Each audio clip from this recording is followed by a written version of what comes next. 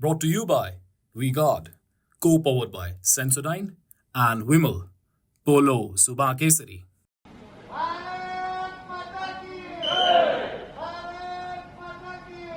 देखिए, पूरे देश से जिस तरह से खबरें आ रही हैं, 2 चरण का मतदान हुआ है, तो पूरे देश में एक ही बात चल रही है कि तानाशाही को आज खत्म करना जरूरी है। संविधान को अगर बचाना है, तो देश को अगर बचाना है, तो पूरे देश में जनता के बीच में एक ही लहर है कि इस तानाशाही सरकार को अगर आज नहीं हटाया गया तो कल इस देश में कोई भी बोल नहीं पाएगा, चाहे वो छात्र हो, नौजवान हो, किसान हो, मजदूर हो, कोई भी तबका हो। अगर उसको दुख दर्द होगा, वो बोल नहीं पाएगा।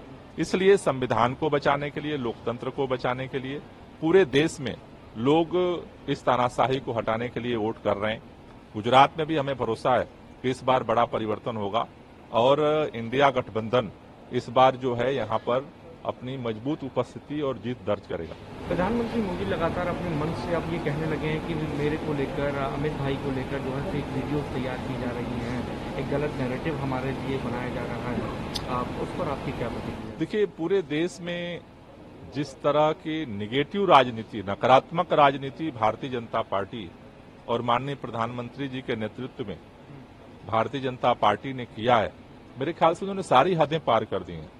चाहे वो इस तरह के नकारात्मक प्रचार हो और चाहे जिस तरह से पूरे अपोजिशन को उठा करके जेल में डालने का हो, चाहे जिस तरह से ईडी, सीबीआई, आईटी का दुरुपयोग करके पैसा उगाही करना हो या लोगों की आवाज बंद करना हो, तो नकारात्मक राजनीति की सारी हदें तो भाजपा ने पार की हैं और आज उसी से उनको डर लग रहा है, क्योंकि जनता 5 साल तो चुप थी, लेकिन अब उसे वोट देने का अवसर मिल रहा है और वो वोट की ताकत से इस तानाशाही के खिलाफ अपना विरोध दर्ज कर रही है और इससे भाजपा डरी हुई है। राहुल गांधी भी कह रहे हैं कि 400 पार का नारा बीजेपी ने देना बंद कर दिया है क्योंकि प्रधानमंत्री को हकीकत मालूम पड़ गई, वो रिजर्वेशन को लेकर बयान दे रहे हैं। कैसे देख रहे हैं? क्या जिस तरीके से वो बयान दे रहे हैं और लोगों तक अपनी बात पहुंचाने की कोशिश कर रहे हैं, क्या बीजेपी को उससे नुकसान आपको दिखता है? देखिए, जनता चुनाव में मालिक होती है।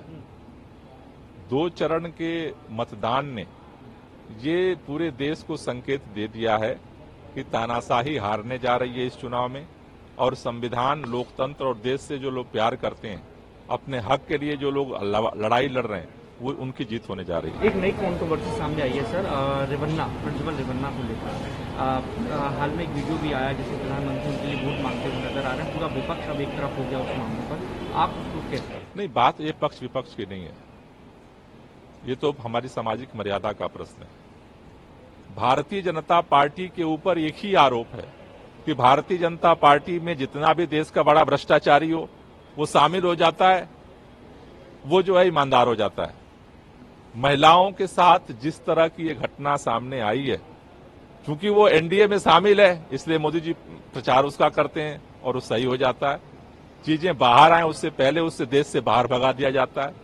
तो भारतीय जनता पार्टी की जो कथनी है और जो करनी है, उसका अंतर पूरा देश देख रहा है और धीरे धीरे जितने तरह के इन्होंने गलत काम किए हैं, उस सारों का चिट्ठा खुल रहा है। और जैसा मैंने पहले भी कहा कि देश इस तानाशाही का जवाब अपने वोट से देने की तरफ बढ़ रहा है। इस बार तानाशाही हारेगी और संविधान और लोकतंत्र जीतेगा। Brought to you by VGuard, co-powered by Sensodyne and Vimal, Polo Subha Kesari.